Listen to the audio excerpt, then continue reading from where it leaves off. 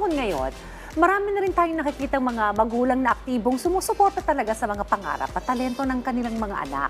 Pero hanggang saan nga ba ang suporta ng isang magulang? At kailan naman ito nagiging sobra na at nauwi sa pagiging kontrolado ng isang magulang sa kanilang mga anak? Kaya upang mas maunawaan natin ang pagkakaiba niyan at magbigay linaw sa sitwasyon na yan, ating mo makakasama ngayong umaga si Doc Justin Ray Chavez, isang psychologist. Good morning po, Doc, at welcome to Rise and Shine, Pilipinas. Ayan, good morning po, and again, thank you so much again for having the show. Maraming salamat po, and good morning. Thank you po. Morning, Doc. Diana Tays po ito. Alright, first of all, Doc, ano po bang pagkakaiba ng isang supportive na nanay at yung sa tinatawag naman na controlling mom? Okay, ang big difference po kasi pag sinabing supporting mom and controlling mom, when we say as a supportive mom, basically, it provides a support, it provides encouragement, it listens to their children.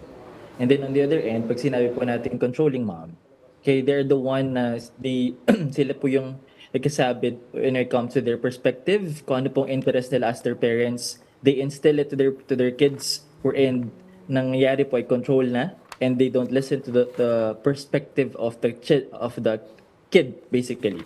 So that's the problem, and that's the big difference po when it comes to when it comes to supporting and controlling mom. So ganun po. Okay, Doc. Ako po, mom of two po ako and I have a 7-year-old. So, yung ginagawa ko po dun sa 7-year-old, ino-observe ko naman kung ano yung mga trip niya. I make her try all the genres na sa dancing or singing, and then ino-observe ko kung ano yung mas masaya siya or mas encouraging. Pero kailan po ba natin masasabing nagiging hindi na healthy o yung sobrang nagiging involved ang magulang sa kanilang buhay or yung career din na gusto nila? Actually po ma'am, when we say when it comes to the controlling on the controlling side, kaya mas nagiging dominantly po kasi yung pressure over passion. So nagiging problem kasi yung ganung communication when it comes to the relationship ng magulang at ng bata. So importante rin po that we also listen to the interest of the child, kasi kung ano pong gusto natin as a parent, for example, at ini-instill natin sa mga bata, ang naging problem is they become, at some point, they might be pressured kayo dun sa ini-instill natin to them. And importante po that we also confirm if they also want the thing that we also do want. So dapat po we also get the perspective of the children. We also get the lenses of this children para po mas maintindihan natin at para mas magkaroon ng linaw. Kaya para mas magkaroon po ng understanding, especially sa kung ano rin gusto ng mga bata. Importante po kasi that we do listen to their interests. Hindi lang po dahil ito ang gusto natin, ito ang pangarap natin ng bata tayo bilang parents. But also we need to listen kung ano pong gusto ng mga bata. Kasi nagiging problem po na some parents, dahil hindi po nila na-achieve ang isang certain goal ng bata sila, ang nangyayari, they dominantly ask their children, they dominantly control their children na dapat they also being molded kung anong gusto nila before. And now, they're doing it to their child.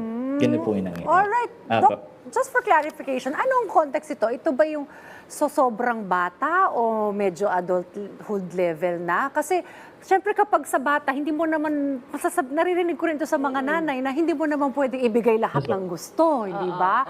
Parang minsan sinasabi, I just want the best for my child. So I really have to guide her or guide him. Pero at paano ba ito babalansihin, Doc? Kasi hindi mo naman din pwedeng hayaan ng hayaan. Kasi also kailangan din ng guidance.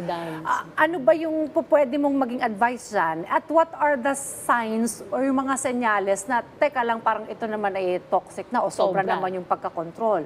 Pero some others would say na, oh, I'm just advising and I'm just concerned. I want the best for my child. How do you balance this opposing or two different siguro context or opinions about this, Doc? Actually po, when it comes to that kind of perspective, yung po unang-una po siguro, we need to also, control naman po, again, hindi naman po imposible na hindi naman dapat talaga tanggalin agad yung control. Importante pa rin po that there's also sense of control. But at some point, kapag medyo abusive na po, for example, nakikita nyo hindi na maayos yung tulog ng bata, especially po yung nagpupuyat na and then resulting to affected na yung daily activities niya sa school. That's number one. Number two, let's also check yung academic performance.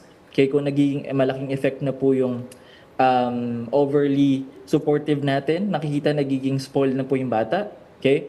Kung spoiled na yun, like, at some point, we need to also say that some kids also become spoiled brat. Nangyari po yung kanilang behaviors ay nagiging overly confident. Okay? At some people become, dahil supportive of their parents, ang resulting for some kids, they become bullies at school. So yun po ang naging result. So we need to also control the possibilities na we control them, okay, for the purpose of for them to also develop. We do support them for the purpose that we want to support kung ano pong gusto nila. But also we want to be mindful dun sa konsepto na we support them with the purpose. We support them kasi gusto natin sila maging properly mold sa kanilang wants as well. Pero dapat po maging aware tayo dun sa magiging results when it comes to their behavior. Kasi minsan, dahil supportive sila, tas kapag at some point po, hindi nyo nasuportahan yung one day po, hindi nila nagustuhan yung support nyo. Probably, kaya magiging spoiled po at some point, there will be emotionally frustrated po and dysregulated na yung emotions nyo because of it. So, dapat parating may limitations parati, hindi lang po parating bigay lang ng bigay. Okay, may importante po lalo po sa monetary. For example, kailangan po alam natin hanggang saan lang po ang monetary, hanggang saan lang po ang dapat nating suporta ibigay sa mga bata. Ganun lang po. Okay. So yung guidance at may limit din, no, Doc? And dapat ino-observe Yes, ma'am. natin yung reaction or yung reaction ng mga bata. Ano po ba yung mga ibang paraan para mapakita natin, no, bilang magulang ang support sa ating mga anak at nagiging sobrang kontrolado? Kunwari yung mga teenager ngayon, syempre, di ba, yun yung dapat talaga nakatutok tayo. Minsan kasi umiiwas sila or nagiging secretive sa magulang, syempre puberty, ganyan. Yes, So, paano naman natin ito ima-manage? Actually po, when it comes to management, when it comes to communication, importante rin po yung, I think when it comes to the family practice, let's also start doing yung sabay-sabay po kumain. Let's do on the basics siguro po first. Importante kasi that the kid also start doing the communications sa pagkain. Kaya importante kasi nangyari rin, lalo po ngayon nangyayari na ginagawa ng mga bata dahil wala silang friends sa school, tas even sa bahay wala silang nakakausap, it develops some depressive symptoms. Wala silang release ng stress, walang release ng tension, walang release at some point, normal naman po mag-asaran sa school. And for some kids, lalo po ngayon, the sensitivity might pressure them. And importante na kung hindi po kayang mag-release magkwento ng ating mga anak, try to also start doing the communication. Kasi the fact that you do start communicating to your children, kaya sila po mismo, kaya isisik na nila, hahanap-hanapin na po nila yung ganong communication from you. Kaya tapos, at some point, it's a good start for us as well na masimulan po yung ganong communication.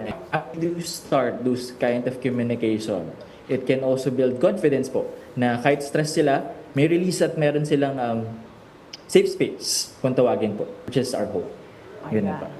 Dok, di ba may mga iba't ibang types of parenting? Naririnig ko yan yung Helicopter, Di ba yung mga ganyan? nakatutok masyado, Oo, di ba? ganun ba Yes, yun, opo. yung controlling? Kasi, Actually, yun po yung mga term. Bawat galaw, no? Oo, babantayan nung nanay ganyan eh. Pero marami mga advice si Doc on how to spot if you are actually very controlling now of your children. Well, thank you so much, Doc Justin Ray Chavez, sa pagbibigay ng insights patungkol sa ating paksa ngayong umaga. Salamat po, Doc. Thank you so much po.